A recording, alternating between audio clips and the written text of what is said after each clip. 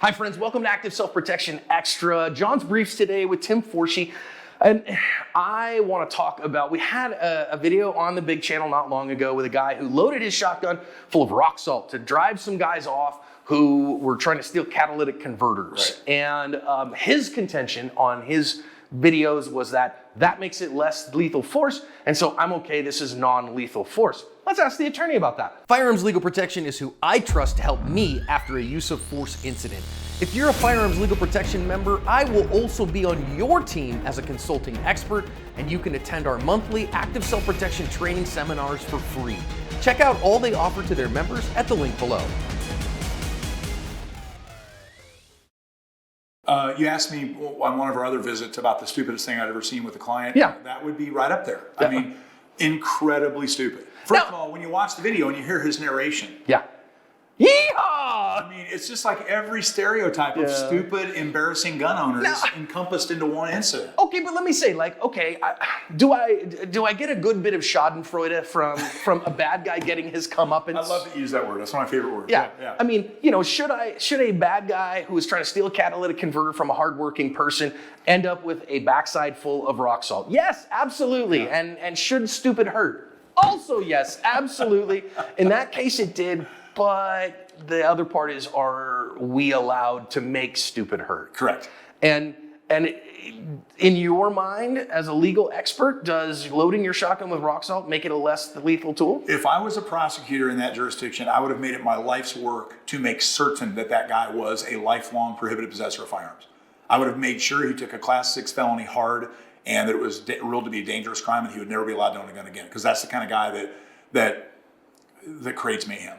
That's the kind of guy that has bad enough judgment that he shouldn't own guns. Wow. I'm pretty adamant about it. That's a pretty adamant statement. So, there's a lot of, in my opinion, misinformation, and I've seen you address it. I think we're on the same page on this, about the concept of less lethal force. Mm-hmm. They call it non-lethal, and then they call it lethal. There's a category called less lethal, and you better remember that. That's not non-lethal. It's less lethal. People say, well, OC is non-lethal. Spray a severe asthmatic with OC and watch what happens. Well, and we know that OC spray is a bronchodilator, and that we haven't seen anybody have any, life-altering effects from spray of OC, even if they're an asthmatic. I had an asthmatic plaintiff in a case that I worked on about 25 years ago who took about 9 minutes to drown his own mucus, and he died. Oh, wow. And it cost the taxpayers of the city of Phoenix about $9 million.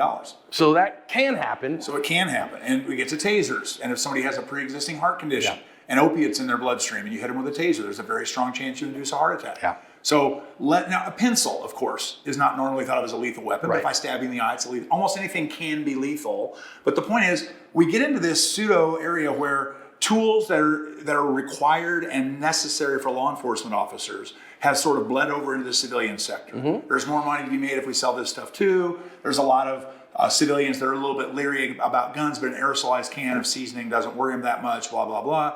And I've just seen lots and lots of problems with those things where you didn't expect it. So to me... And I'm a big fan of OC spray. I mean, I'm a big fan of having... It has its place, for sure, right? But I guess I sort of view it at my age. I'm old and fat and I don't have good knees. If I'm in fear for my life, I'm probably going to use a firearm. And if I'm not in fear for my life, I'm going to take good notes and watch.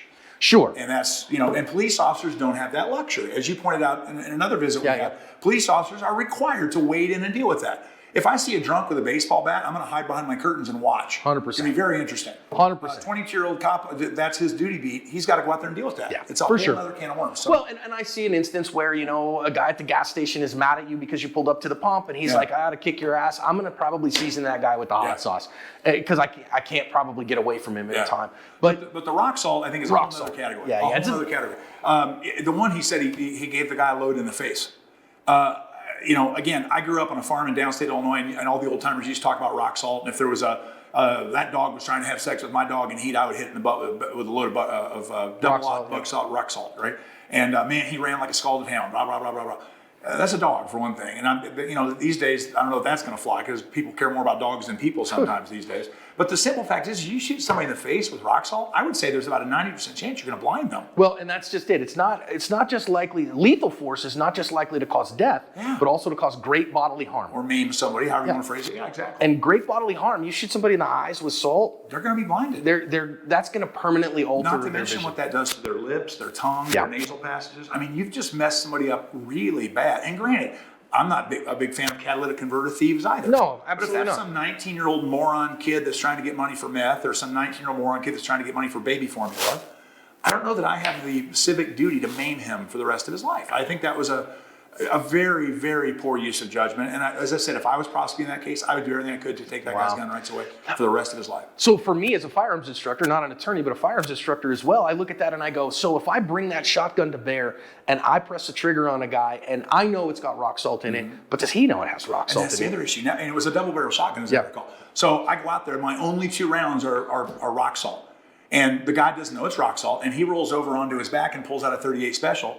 And I'm standing there with an empty shotgun that had rock salt in it, and now I'm going to die. I'm going to die over this. I hope that was a really nice catalytic converter, because you just risked your... I always tell people, in Arizona, you can never use lethal force to defend property. It's one of the few black and whites we have. You can never, ever do that. But, interestingly, you can threaten to use deadly force to stop a property-only crime. Defensive display in Arizona. If I see you running out of my house carrying all of my TV sets, can I shoot you for that? No. Can I rack my shotgun and tell you I'm going to shoot you if you don't stop? Yeah, perfectly legal. Yeah. And what's going to happen 100% of the time that I do that? I'm bluffing. You will drop the TV set. Right, hopefully. And it will shatter, okay? Now what's going to happen 90% of the time? You're going to take off running. And I'm old and fat, I'm not going to give chase, right? What's going to happen 10% of the time? You're as old and fat as me, and you know you can't outrun me.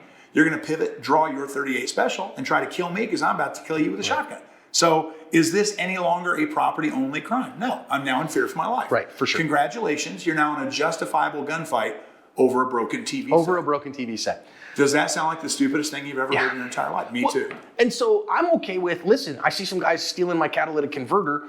I'm going to go out and confront them, because I don't want them to steal my catalytic converter. We could talk about the wisdom of that and the prudence. Yeah, that would be legal, but I also think stupid. Yeah.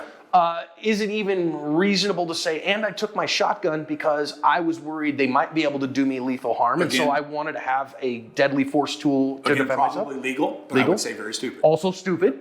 But to load it with rock salt and then shoot guys with it, especially the guy he shot in the face, I think he could very easily have been charged with aggravated assault. I believe he should have been. And especially when you overlay his narrative and you hear this hillbilly delightfully the hillbilly yeehaw. Imagine a jury thinking that's going to be okay. Right. Maybe in Bug Tussle, Tennessee, but not in a large city, that's for sure. Bug Tussle, Tennessee. That's a new place. Got to throw the clampets out once in a while, right? So please remember that if you use a firearm, it's a lethal force tool. Yeah. Right? And which is why I don't recommend that you have, as a private citizen, a shotgun with beanbag rounds in it. I don't recommend, which, by the way, I mean, those can be lethal force in a heartbeat. In a heartbeat. To the point where when we did a couple of tests of beanbag rounds and I got all the bells and whistles when we said, well, what's it take to test one of these? And they say, don't you dare put that on a human being in a test environment because you're very likely, if you miss, to break ribs and all these other problems. And then you get charged with aggravated assault for shooting your buddy. Okay, let's not do that. Or you hit him in the sternum and the heart stops. And his heart stops, or something like that. So one thing we didn't mention, just to throw in 10 more seconds, is that you have to hand load shotgun shells with rock salt. Right. And using hand loads for self-defense is a whole nother story in and of itself. Opens you up to huge liability. Right, exactly. Just huge liability. It makes you look like a crazy person anyway, in most senses. Yeah. And I hand load a lot. I'm a competitive shooter. I hand load thousands of rounds every year, probably 50,000. But I would never, ever, ever use one in any sort of a lethal force self-defense situation. So, yeah, don't do it, guys. Don't do it. Tim, thanks. Absolutely. My pleasure, buddy.